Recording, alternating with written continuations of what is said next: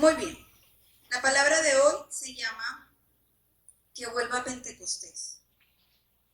Que vuelva Pentecostés. Hoy es Pentecostés. ¿Sí? Pentecostés es 50 días, si no me equivoco, después de que Jesús murió, vino el Espíritu Santo como Jesús se lo había prometido a sus discípulos y los bautizó con lenguas de fuego. Hechos 2. Empezamos, dice: el día de Pentecostés todos los creyentes estaban reunidos en un mismo lugar. De repente se oyó un ruido desde el cielo, parecido al estruendo de un viento fuerte e impetuoso que llenó la casa donde estaban sentados.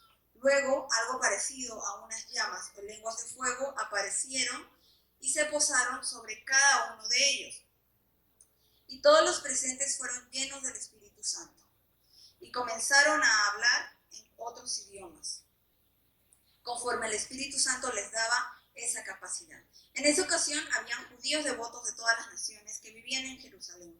Cuando oyeron el fuerte ruido, todos llegaron corriendo y quedaron desconcertados al escuchar sus propios idiomas hablados por los creyentes. Estaban totalmente asombrados. ¿Cómo puede ser?, exclamaban. Todas las personas son de Galilea y aún así las oímos hablar en nuestra lengua materna.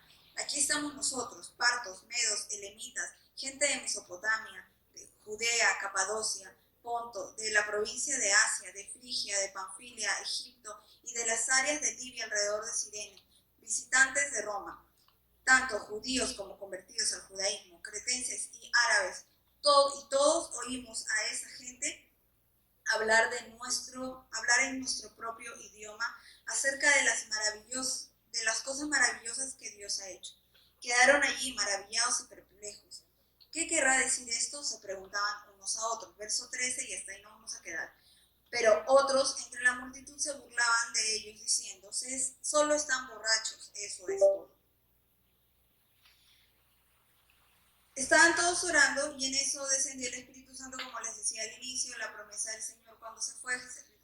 Jesús en la última cena le dice: no se preocupen, vendrá otro consolador, y bueno, que es el Espíritu Santo. Y dice que aparecieron lenguas de fuego cuando ellos estaban unidos, orando, y se posaron sobre cada uno de ellos, y todos en ese lugar, no solo los discípulos, todos fueron llenos del Espíritu Santo y comenzaron a hablar en diferentes idiomas, según lo que las nacionalidades o de donde venía cada persona que estaban ahí en los alrededores.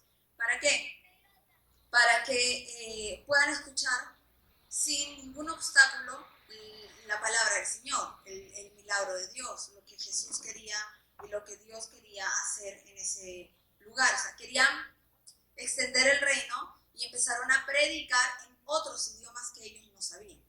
Y es como que tú de pronto te encuentras un grupo de coreanos y el Espíritu Santo te toca y empiezas a hablar coreano, que tú en la vida has sabido coreano, más que el corazoncito y nada más, y empiezas a predicar en coreano porque el Espíritu Santo te tocó, porque quería que ellos conozcan. Entonces eso fue lo que pasó, ¿no? Y ahí enumeran la cantidad de lugares de los que habían personas.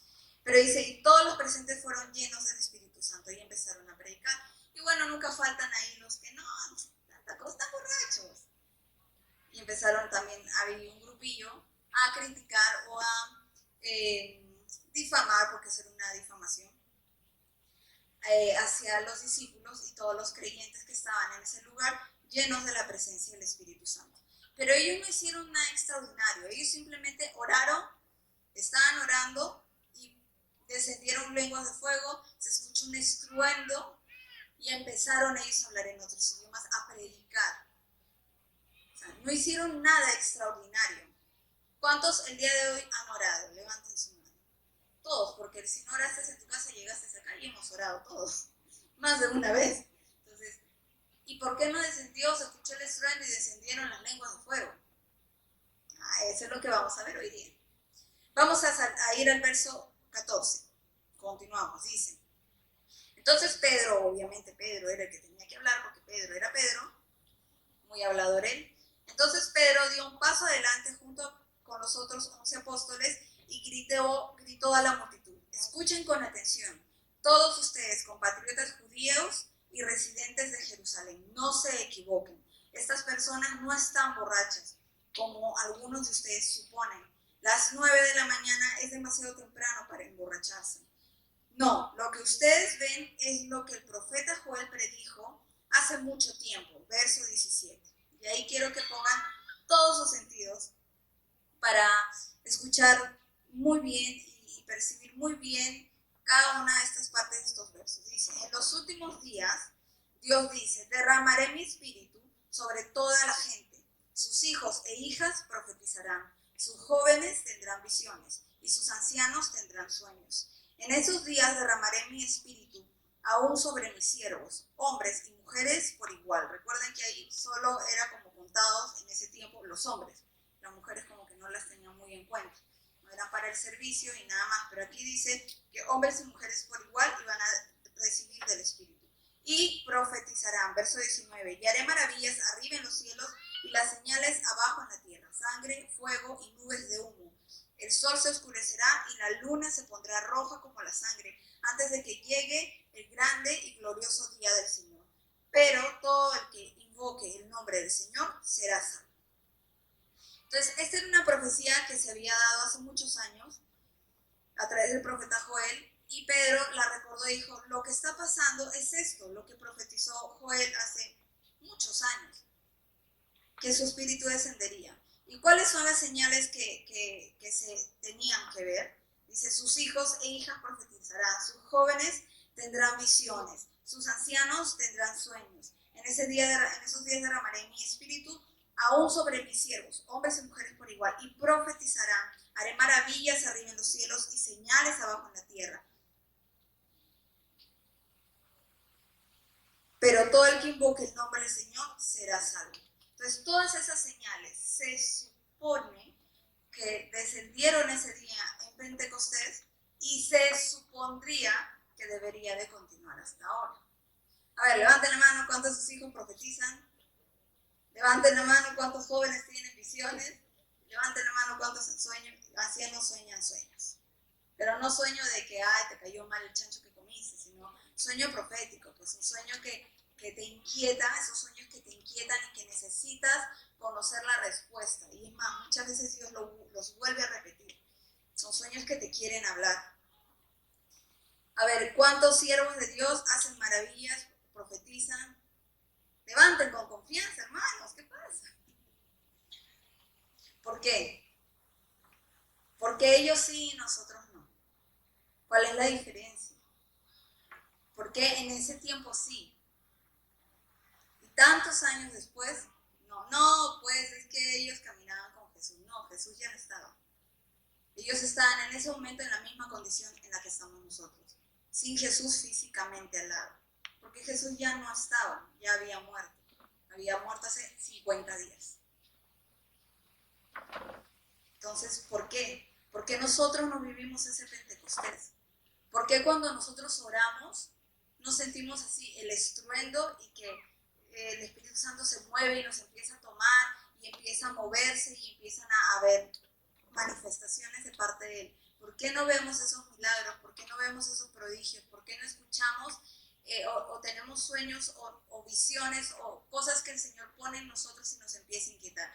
Yo no generalizo, porque yo sé que sí, que hay personas que en determinados momentos han comentado sueños o visiones que han tenido y de alguna manera u otra han llegado a nosotros. Entonces, sí, pero ¿por qué no es el común? ¿Por qué es lo raro? ¿Por qué es lo raro? Y no es lo común, que debería de ser, porque todos somos hijos de Dios. Dice que ellos oraron y descendió el Espíritu Santo y los tocó a todos, no solamente a los discípulos, a todos los que estaban en ese lugar, los tocó. Se derramó sobre ellos. O sea, repito, no solo a los discípulos. Entonces, ¿por qué cuando estamos adorando acá no se siente o no todos sienten eso? O sea, eso no es exclusividad de, no, es que hay como un límite, ¿no? Desde todo acá, desde la batería hasta la primera, segunda, ya, tercera fila. Sienten eso, los de atrás ya, pues, o sea, ¿para qué llegan tarde? No, es que es solamente para los de la alabanza y los pastores. Los demás, pues tenemos que esperar que nos caiga una gotita. No, es para todos. No es exclusivo de. No, ese derramamiento del Espíritu no fue exclusivo para los discípulos, para los apóstoles. Era para todos los que estaban ahí. Y yo estoy segura que conforme iban llegando, los criticones y chismosos se quedaron ahí, ¿no? Chismeando y pensando, ¿y por qué será? Y que no sé qué. Y dicen, ay, tan borrachos, es que ya se han metido su traguito de desayuno. Pero yo estoy segura que de entre los que venían, iban escuchando y entraban también en eso. Y eran contagiados de alguna manera, pero no es la palabra, ¿no? Eran tomados por el Espíritu Santo, eran llenos del Espíritu Santo. Entonces, ¿por qué no experimentamos eso domingo a domingo? ¿Por qué? ¿Por qué tenemos que seguir orando una y otra, año tras año, por lo mismo? Porque es que a veces no, es que no siento. ¿Por qué? La respuesta es sencilla. La falla no es de parte de Dios. La falla no es de parte de Él. Por ese lado no está el error. El error está por el otro lado. Es como cuando en comunicaciones empiezan con todos los problemas, ¿no? No, que la pantalla no responde, no da, no carga la laptop o la filmadora o X. ¿Por qué? Se movió el cable, no, todo, hay emergencia y se movió el cable. No, un tiempo estuvimos viendo qué sucedía y lo que pasaba era que una de las entradas, una de las puntas de un cable estaba mal. Entonces, por el lado de aquí no era por el lado de allí. O sea, la punta que estaba por el lado de ella no estaba bien, por lo tanto no podía transmitir al lado que estaba bien. En el caso con Dios, en este caso, es al revés. Su punta está bien, su conexión es perfecta. Él está así, el Espíritu Santo está dispuesto allá, ahí voy, ahorita lo lleno. El problema somos nosotros. Nuestra punta está mal. Nuestra punta ya se oxidó, se rompió uno de los palitos y no entra, no hacemos la conexión, nos hemos distraído, hemos estado en mil cosas, nos hemos agobiado con las tribulaciones que podamos vivir y estamos sin señal. Pero no es por Él, es por nosotros. Entonces nos toca mirar. En el caso de ellos, los discípulos estaban extrañando a Jesús. Ellos habían vivido con Jesús durante 3 años. 3 años en los que habían caminado, dormido, llorado, se habrían bañado, habrían comido, todos juntos. Todos juntos. Y de pronto Él ya no estaba. Y no es que murió de muerte natural, ¿no? Algo de segundos y ya quedó ahí.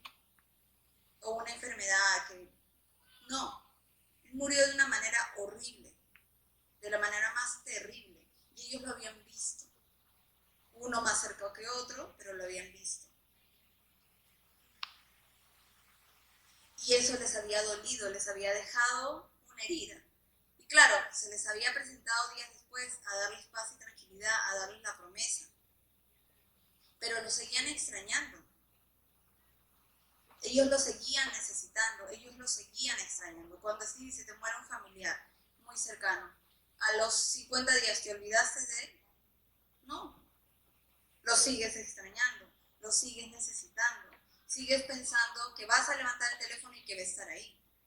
Que vas a escribir, mandar un mensaje y no. Y eso pasa siempre.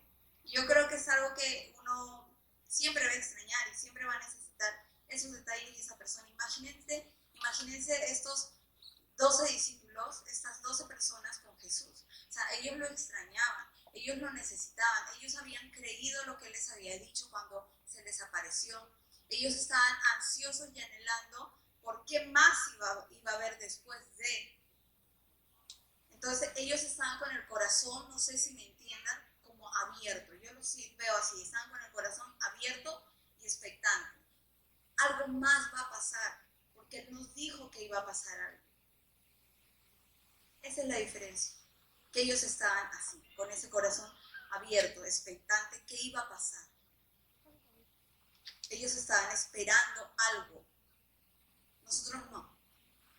Nosotros vivimos nuestro día a día. Oramos si nos dio tiempo. Y si no, bueno, ya de ahí lo hago. Hacemos nuestro devocional si nos dio tiempo. Y si no, bueno, el día que lo tengo que presentar, lo relleno todo así, veloz. Ahí te vuelves la mano más rápida del oeste y lo llenas. Me lleno de Él, aprendo de Él, estudio más de Él, si me da tiempo.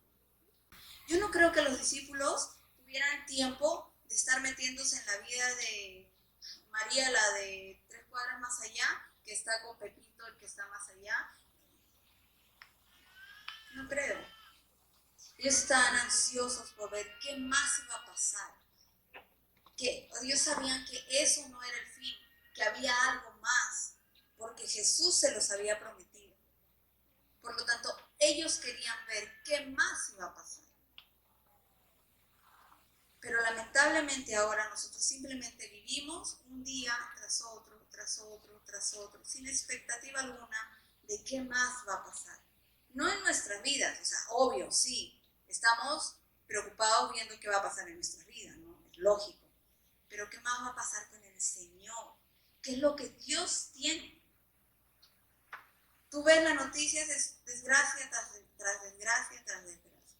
Todos le roban a todos, todos matan a todos. O sea, pero ¿y qué haces con eso que recibiste? No, es que es muy inseguro, que no sé qué. Ya, pero ¿qué haces? Se supone que como siervo de Dios, ¿qué tendrías que hacer según la profecía que Dios le dio a Joel? Profetizar. Profetizar. Señor, yo declaro que eso va a cambiar. Yo declaro que esta es una ciudad, un país de seguridad, que tú vas a traer. ¿Cómo? No sabemos, porque confiar en los gobernantes es confiar en el hombre y no podemos confiar en el hombre. No sé Dios, tú lo vas a arreglar, pero oramos, profetizamos, declaramos, nos llenamos de su presencia, escudriñamos las escrituras, nos metemos a buscar más de Él, de eso se trata. Entonces, la conexión por el lado de Él está bien, el problema somos nosotros, que estamos en otra sintonía, que estamos en otra conexión, que estamos más preocupados por lo que va a pasar mañana en mi vida que lo que va a pasar mañana en el reino. Y nosotros no estamos acá, aunque suene duro, no estamos acá para vivir una vida linda. O sea, no se asusten los nuevos, pero es así. O sea, nuestro llamado fue ir por todo el mundo y predicar el evangelio. Ese fue.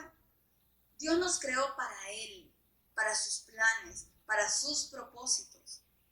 Nuestra primera encomienda y más importante trabajo es extender su reino, no extender mi voluntad, no extender mis deseos, no extender mis sueños. Es extender su reino. Si fuera por mis sueños, les confieso, yo estaría viviendo en Zorritos, que me encanta, con mi casa ahí viviendo en Zorritos, caminando en sandalias con mis hijos todo el día, mi esposo y Valeria descalzos, porque ellos no necesitan sandalias, con 50,000 perros alrededor y ya, en paz. Ese sería mi sueño. Tranquila, relax, así me hago hippie y relax, paz y amor con todos. Viendo la playa, piscina, todos mis perros en la piscina y nadando, llena de pelos por todos lados, pero bueno.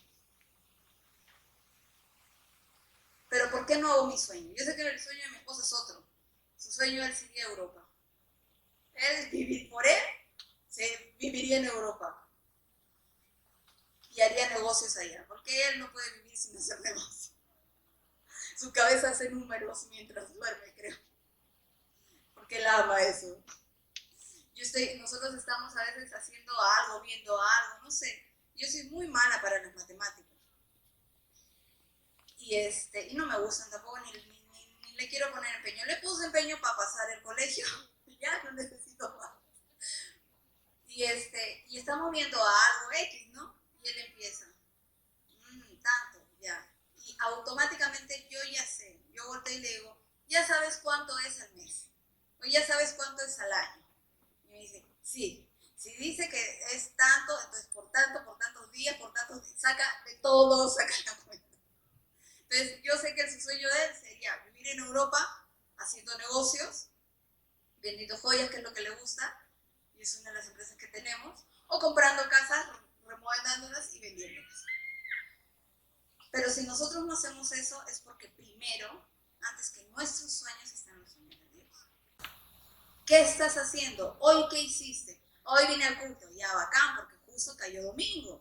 ¿Mañana qué vas a hacer? ¿Ayer qué hiciste por extender el reino de Dios? Adolescentes jóvenes tuvo su macro, muy bien. Matrimonios tuvo su taller y me dicen que hubieron muchos nuevos, muy bien. Porque yo no pude ir.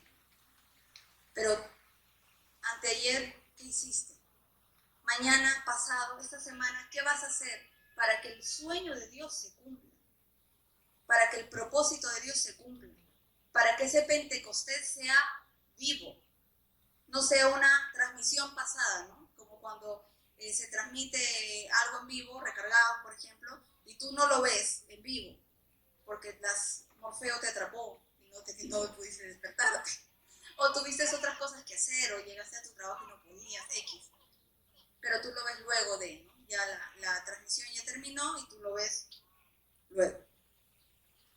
No podemos vivir así en cuanto a lo espiritual, con el Espíritu Santo. No podemos vivir de la transmisión pasada, ¿no? No, es que el Espíritu Santo descendió como estruendo y las lenguas de fuego y todos hablaban idiomas. Y el Espíritu Santo, ¡gloria a Dios! Ya, pero eso fue pasado, tú lo estás leyendo. Pero ¿qué de hoy? ¿Qué del en vivo de hoy? No, es que cuando yo fui a encuentro una vez y el Espíritu Santo me tocó, lloré, fue lindo. Ya, eso fue cuando fuiste a encuentro una vez. ¿Qué de hoy? ¿Qué de mañana cuando te levantes y ores? ¿Qué va a pasar? Las noches en casa de oración deberían de ser así, a los Pentecostés, el cielo debería tronar, así, Luchito asustado, no pasa nada, hermano, eso es la presencia de Dios. Y todos los de casa de oración así con sus lenguas de fuego aquí.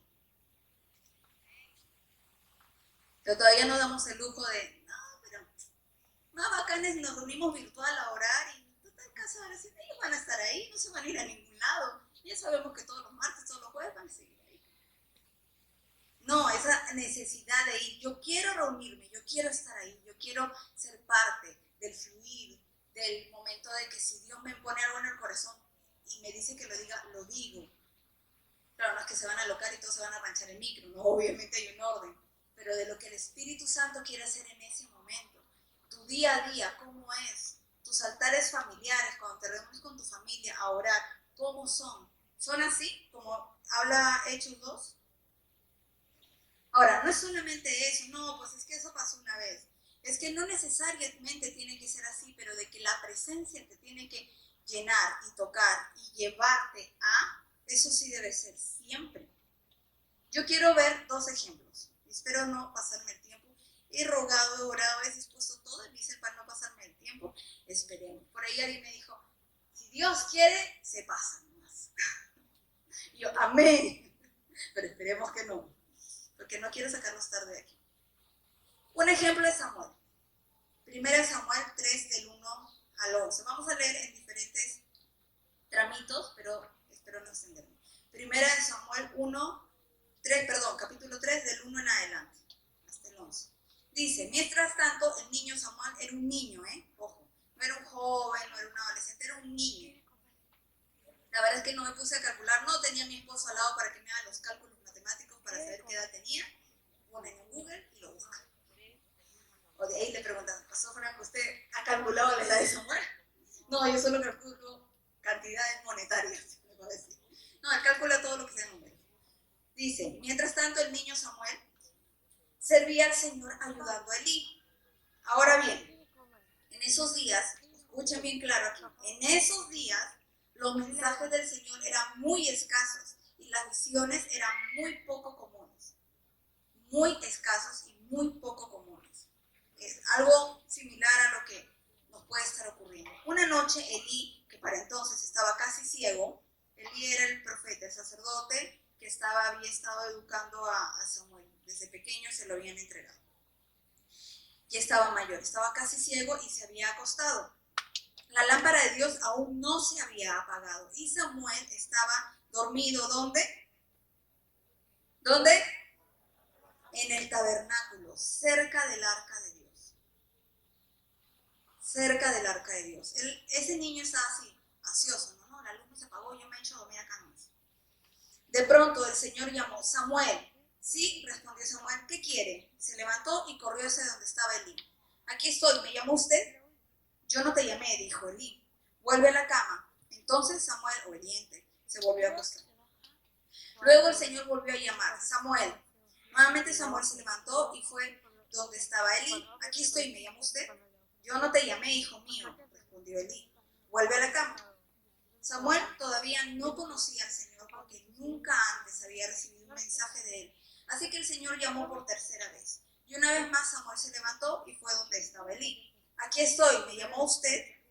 En ese momento Elí se dio cuenta, porque él sí había escuchado la voz, él sí conocía la voz de Dios, él sí conocía a Dios. Elí se dio cuenta de que era el Señor quien llamaba al niño. Verso 9, entonces le dijo a Samuel, ve, acuéstate de nuevo, y si alguien vuelve a llamarte, di, habla, Señor, que tu siervo escucha. Así que Samuel volvió a su cama. Y el Señor vino y llamó igual que antes, Samuel, Samuel. Y Samuel respondió, habla que tu siervo escuche. Entonces el Señor le dijo a Samuel, estoy por hacer algo espantoso en Israel. Y bueno, y ahí le da toda una palabra. Nos vamos a saltar hasta el verso 19. El Señor estaba con Samuel mientras crecía, y todo lo que Samuel decía se cumplía. El Señor estaba con Samuel cada 3 meses, una vez al año. No, mientras él crecía, todos los días mientras él crecía. Y todo lo que Samuel decía se cumplía. Entonces todo Israel, desde Dan en el norte hasta Berseba en el sur, supo que Samuel había sido confirmado como profeta del Señor. El Señor siguió apareciéndose en Silo y le daba mensajes a Samuel allí en el tabernáculo. ¿Por qué Dios le habló a Samuel y no a Elí? Porque Samuel era un niño que tenía una vida limpia, transparente delante de Dios, que no estaba ocultando nada, con toda la inocencia de un niño, dispuesto a correr y a obedecer a lo que su maestro, en este caso Elí, dijera. En el caso de Elí, lamentablemente sus hijos habían cometido atrocidades y Elí había hecho. Vamos, Samuel, sigamos enseñándote. Y los hijos decían de todo aquí. Con el templo, no es que su vida privada, no, pues que ellos decidieron vivir, no, ellos estaban en el templo y ellos en el templo cometían atrocidades. Y Elí, sí, Samuelito, ya, vamos a enseñarte, se dedicó a enseñar y a instruir a Samuel, posiblemente porque vio que sus hijos ya eran caso perdido, porque como padre le dolía y no sabía cómo corregirlos, no sabemos, no vamos a analizar el caso de Elí porque es largo. Entonces, por eso es que Dios le habla a Samuel y no le habla a Elí. Y si ustedes ya se ponen a profundizar en los versos que no hemos leído, en la palabra que Dios le da a Samuel, habla de Elí y de sus hijos. Y Elí le dice que se lo diga. Y Samuel tenía miedo. No, maestro, no le quiero decir. Y Elí, dime o Dios tomará tu vida. Ya te digo. Y Elí no se enojó, obviamente. Elí era un hombre de Dios en medio de todo y sabía que esa palabra venía de Dios y tenía un corazón que amaba a Dios en medio de todo y aceptó, ¿no? Y siguió enseñando y siguió capacitando y siguió guiando a Samuel, ¿no? Hizo todo lo que pudo para que Dios preservara ese llamado ya no a través de su familia, sino en este caso a través de Samuel, que lo estaba criando como un hijo. Pero bueno, entonces Dios le habló a Samuel y dice, y algo que a mí me quedó así muy en la mente, es lo que él era muy obediente, ¿no? Samuel, llámame a ver, tú con tus hijos 3 veces. A ver si te van a ir a decir, ¿sí? ¿Qué desea? Desde el cuarto, ¿qué cosa? Samuel no, pues Samuel era educadito, él tenía un respeto, entonces él se levantaba. Ay, maestro, dime, maestro, ¿qué desea? No, yo no te he llamado. 3 veces, y a la cuarta, ya pues, ya sabía, ya le había dicho lo que tenía que hacer. Entonces, esa disposición de estar ahí, pronto, atento al servicio, a pesar de la hora que era. Y dice, y en el verso 19 también cuando dice, el Señor estaba con Samuel mientras crecía y todo lo que Samuel decía se cumplía. Entonces, ¿por qué con los discípulos, apóstoles y toda la gente que estuvo en Pentecostés? ¿Y por qué con Samuel sí?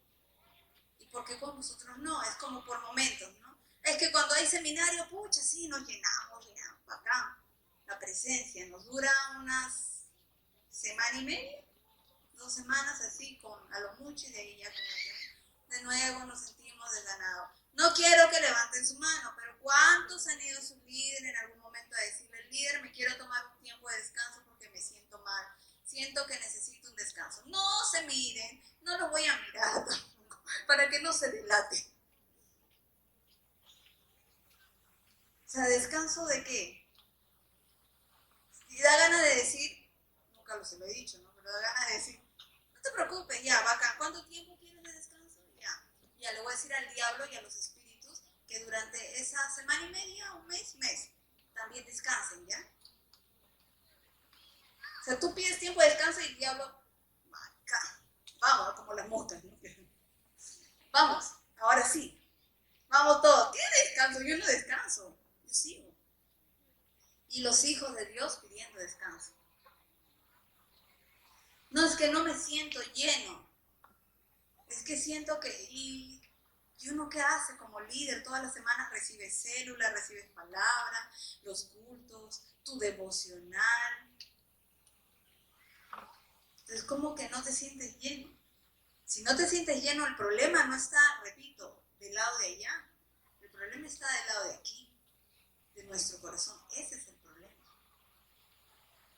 Samuel no dice, y hubo un lapso en su vida en que la adolescencia lo tocó fuerte y se distrajo con alguna por ahí, ¿no? Él dice, el Señor estaba con Samuel mientras crecía. Samuel era un niño, él pasó por la adolescencia con todas las tentaciones y presiones y cambios y cortocircuitos que hay en la adolescencia, porque los hay, cortocircuitos mentales, cerebrales y físicos. Pero el Señor seguía con él. Pasó a ser un joven y el Señor seguía con él. Con los gustos y las cosas y las presiones que todo joven vive, llegó a ser un adulto y el Señor seguía con él. Con todas las presiones que un adulto, que un hombre puede pasar. Y el Señor seguía con él. En nosotros se puede decir eso, el Señor sigue con nosotros desde que nos tocó hasta el día de hoy, hasta el último día de mi vida, el Señor va a seguir conmigo. Y todo lo que Samuel decía se cumplía porque era un profeta. Entonces, otro ejemplo, David. Ahí mismo en el libro de Samuel, vamos a ir al capítulo 13, versículo 14. Porque para hablar de David tenemos que hablar de Saúl. Mencionar, no se asusten. No voy a hablar extensamente. Mencionar. 1 Samuel 13, versículo 14. Aquí está hablando Dios a través de Samuel, que ya era un adulto, un hombre grande. Y seguía siendo profeta. Pero ahora tu reino tiene que terminar. Está hablándole Samuel a Saúl. Porque el Señor ha buscado un hombre conforme a su propio corazón. El Señor ya lo ha nombrado para ser líder de su pueblo, porque tú no obedeciste el mandato del Señor. Saúl era rey y había cometido un error, había desobedecido a Dios. Y Samuel, como profeta, le dijo de parte de Dios que él había sido desechado, que Dios ya tenía otro conforme a su corazón, porque él había sido desobediente. Y vamos a saltarnos al capítulo 16, cuando ya está con David. Y en ese momento Samuel todavía no conocía a David, cuando habla con Saúl. O sea, ahí está hablando Dios, ¿no? Que dice, porque el Señor ha buscado un hombre. Ese es Dios, porque Samuel ni conocía a David, ni sabía de David, ni que existía David. Simplemente le estaba siguiendo lo que Dios le había dicho. 1 Samuel capítulo 16, versículo 13. Dice, al estar David de pie entre sus hermanos, Samuel había ido, porque Dios le dijo, un hijo de Isaí va a ser el próximo rey, tienes que ir y ungirlo. Y bueno, pasa todo lo que sabemos que pasó, y si no sabemos, pues leen la Biblia. Y si no, pueden escuchar una de las prédicas que yo di hace un mes, no más, 2 meses, que hablé justo de todo este tema de David. Y dice, al estar David de pie entre sus hermanos, Samuel tomó un frasco de aceite de oliva que había traído y ungió a David con el aceite. Y el Espíritu del Señor vino con gran poder sobre David a partir de ese día. Luego Samuel regresó a Ramá, versículo 18. Entonces un siervo le dijo a Saúl, ya habían pasado muchas cosas, ¿no? Un siervo le dijo a Saúl, que todavía en ese momento estaba reinando, uno de los hijos de Isaí de Belén tiene mucho talento para tocar el arpa. No solo eso, es un guerrero valiente, un hombre de guerra y de buen juicio. También es un joven bien parecido y el Señor está con él. Versículo 23, vamos a saltarnos al 23. Y cada vez que el espíritu atormentador de parte de Dios afligía a Saúl, David tocaba el arpa. Entonces Saúl se sentía mejor y el espíritu atormentador se iba. Hemos leído 1 Samuel 16, verso 13, verso 18 y verso 33, para no extendernos mucho. Ya 13, 18 y 23. Dice que cuando Samuel va a ungir a David, porque Dios le dice, no, es él, no son todos los hermanos que te han presentado, es otro. Llega David, lo mandan a llamar, es él. Y dice que lo unge con el cuerno de aceite de oliva, y el Espíritu del Señor vino con gran poder sobre David a partir de ese día. Es muy similar a lo que pasó con Samuel cuando era niño, que se creció con la presencia. En el caso de David, él desde ese día vino de la presencia a su vida, descendió a partir de ese día. Suponemos y sabemos que en adelante, con errores y todos que pudo tener, que también lo sabemos, pero hasta el último de sus días. Y al final, y bueno, llega un momento en que le dicen a Saúl, él era atormentado por un espíritu, le dicen, hay un hombre, un joven, porque todavía era muy jovencito, que toca muy bien el arpa, que también tiene conocimientos de batalla, y es muy simpático con el muchacho, entonces de repente puede venir a ayudar.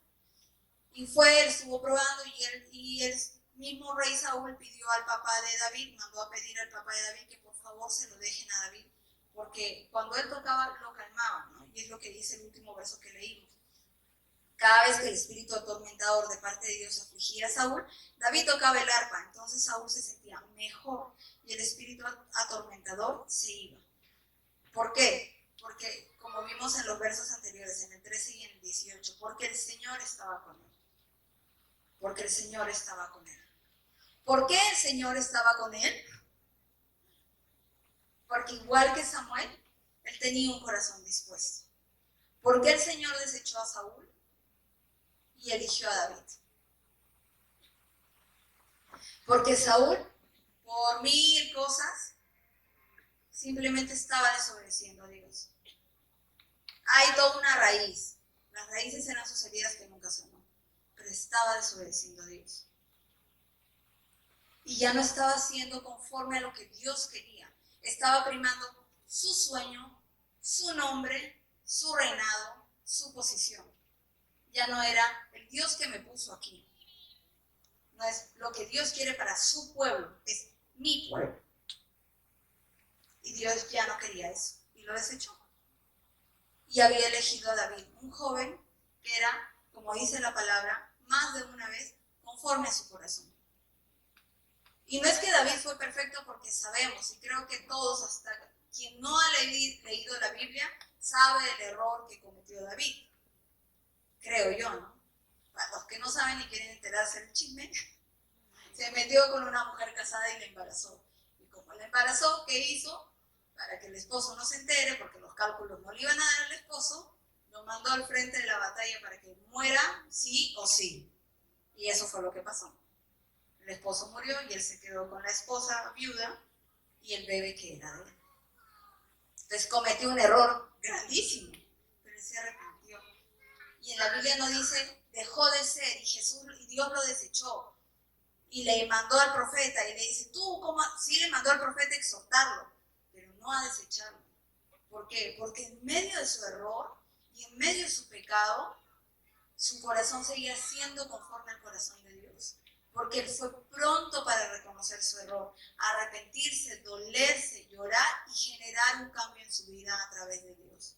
Él no se soltó de Dios y no se volvió a soltar de Dios.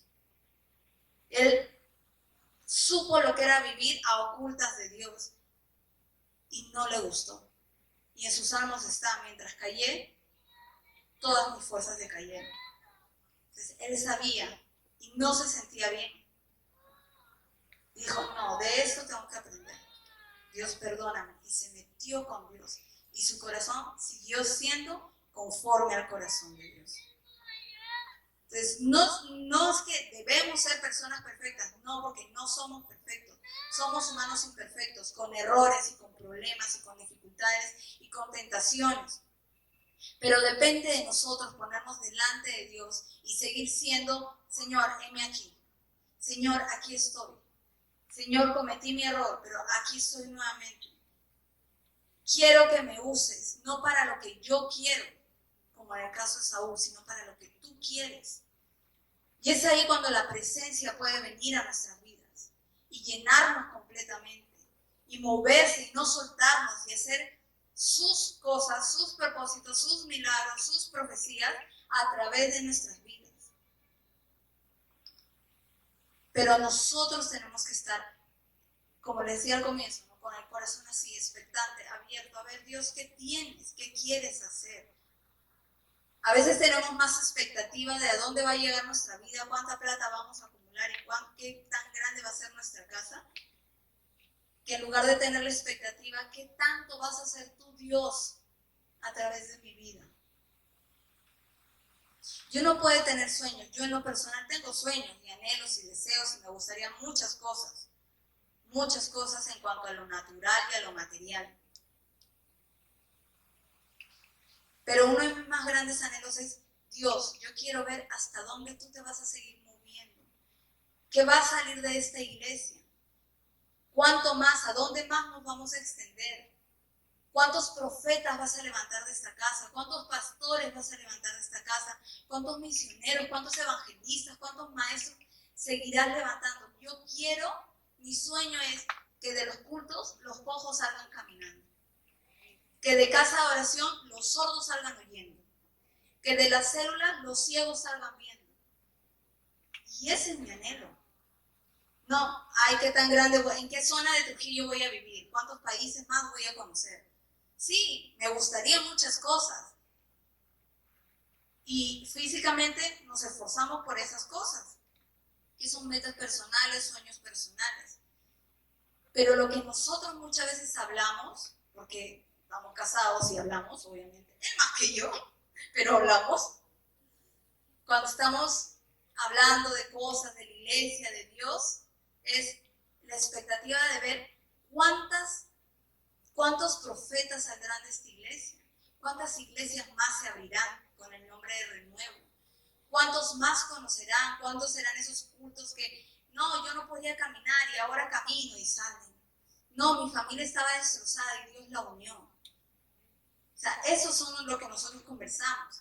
Y a veces con nuestros hijos también, ¿no? Ellos sí, que yo quisiera esto, yo quisiera lo otro, y que cuándo será este día, y qué bonito tal cosa. Y a veces cuando hemos tenido la oportunidad de ir a algunas iglesias que son muy grandes o ver videos de predicadores con iglesias inmensas. Ahorita una iglesia en Lima ha tenido un evento y han llenado todo el Coliseo, Amauta me parece que es, llenecito. Llenecito, y han tenido una cantidad de predicadores. Han traído a Miel San Marcos, Barco Barriento, un montón. Pastor Corson y su esposo, un montón de predicadores han tenido. ¿Cómo los han hecho entrar? En los días, no sé. pero la cosa es que todos han predicado. Y vemos esas cosas y decimos, ¿cuándo aquí? Aquí queremos eso. No por el nombre, sino porque esa es una muestra de que el Señor se está moviendo, de que hay gente ansiosa y deseosa por conocer su palabra. Y sobre todo, porque gente ansiosa siempre va a haber, sino que a veces ellos no se enteran que están ansiosos por conocer a Dios. Pero por sobre eso tiene que haber gente ansiosa y deseosa por ser usada por Dios. Eso es lo primordial. Samuel, David, todos los apóstoles y la gente que estuvo en ese lugar estaban ansiosos y deseosos por ser usados. No por saldar sus deudas, que podría ser no parte de sus preocupaciones, pero no les quitaba el sueño. No por ser sanados, no por tener una casa más grande, no por el trabajo que nos están negando, que es parte de nuestras preocupaciones y obvio, a Dios le importan y se las tenemos que entregar. Pero por sobre eso debe estar ya, eso Dios yo sé que tú lo vas a ordenar, esto tú lo vas a hacer, esto de aquí, esto de aquí, esto de aquí, pero ya. ¿Y tu reino cuándo? ¿Cómo va a ser? ¿Cómo va a ser el día en que mi célula tenga que decir, como un joven, ¿no?, que murió, que fue el líder acá, murió muy jovencito, que él soñaba con que su célula tenga que salir, así bien rico él, salir y decir, ya no pueden entrar, ya no entramos más, disculpen, esperen para la siguiente reunión. Y dice que se cumplió, nos contaba un día emocionado, que él llegó a hacer un día célula y que la gente estaba por la ventana, estaba parada escuchando, porque eran muchos. Entonces, ¿esos son tus sueños? ¿Esos son tus anhelos? O simplemente vas a tu célula porque le tienes que dar y ay, encima me han pedido consejería. Yo no puedo ni con mis problemas y voy a ayudarle con sus problemas. Es que no eres tú, es Dios. Dice, bien, los dos tenemos problemas, sigamos adelante. A ver, vamos a ver cómo Dios se manifiesta a través de los tuyos y a través de los míos. ¿Cuál es tu actitud? ¿Cuál es tu ansiedad? En el buen sentido de la palabra. ¿Por qué estás más ansioso? ¿Por lo que Dios va a hacer con tu vida, con tu familia, con tu trabajo, con tu sanidad, con tu corazón, con la pareja que horas, año tras año y no llega? Y ya no sabes cómo poner tu foto de perfil para que por fin alguien te mire. Por el bebé que horas y no sales embarazada, tu esposa no sale embarazada. Por el trabajo que lo persigue, que está bien, todo eso Dios lo escucha y todo eso Dios tiene una respuesta y Dios llora contigo y Dios seca tus lágrimas y Él está atento a tus necesidades. Pero ¿cuál es tu prioridad? ¿Cuál es tu mayor ansiedad?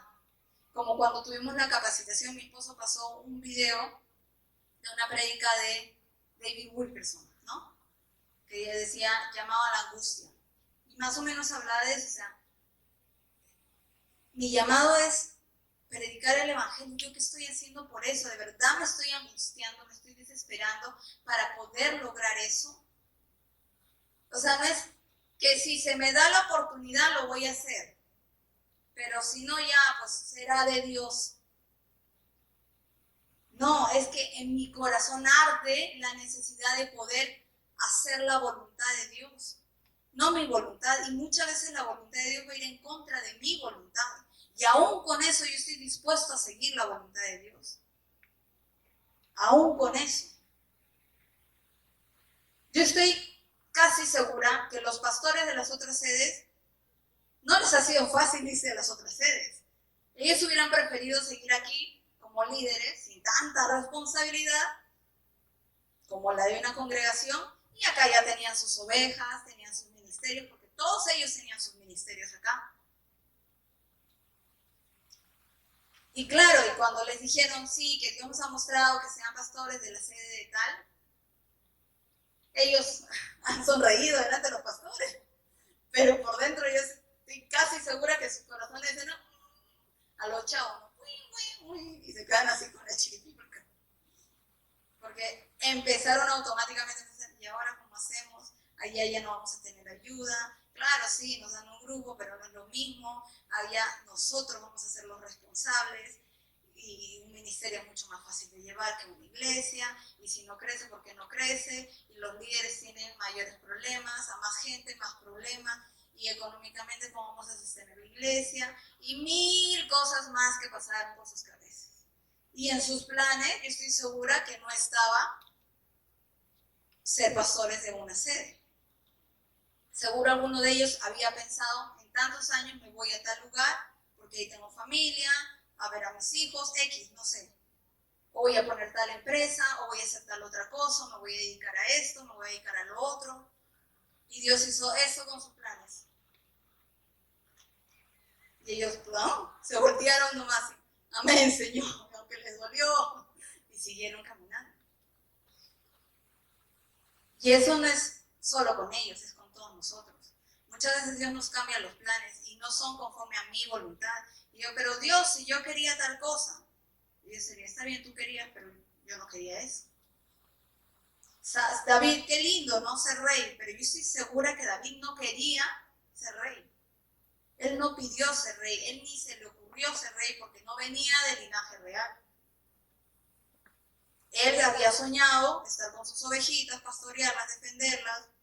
Si llamaban al ejército en algún momento, pues como ciudadano de Israel se presentaba y peleaba, y de pronto Dios le cambió los planes y lo puso de rey. Y claro, qué lindo ser rey, todos te obedecen, pero no, ser rey le costó mucho, mucho. Le costó sangre, sudor y lágrimas. Y más lágrimas que nada, creo. Igual Samuel no pidió ser profeta. Él simplemente nació de un milagro del Señor. Y su mamá ya había hecho la promesa, entonces tuvo que entregarlo después de destetarlo. Lo entregó al templo para que el sacerdote lo instruya. Y él no pidió ser profeta. Él pensaría, ya me van a enseñar aquí, de ahí pues a lo mucho seré sacerdote, aunque es raro porque en esos tiempos era por familia. Y ya, acá, de ahí miré a donde mi mamá, me casaré, y punto, ¿no? Pero de pronto Dios lo hizo profeta. Y le cambiaron los planes. Y le costó mucho. Pero él murió a su voluntad por hacer la voluntad de Dios. Esa es la diferencia. Aún los discípulos. Esa es la diferencia. Que esa presencia se queda y permanece y llena cuando tú estás dispuesto a renunciar a tu voluntad por hacer la voluntad de Dios. Cuando estás con el corazón abierto, ansioso de ver qué es lo que Dios tiene. Más allá de la bulla, de tus propios problemas, porque todos tenemos problemas. Levante la mano, ¿quién no tiene problemas? Levante la mano el que tiene un problema actualmente.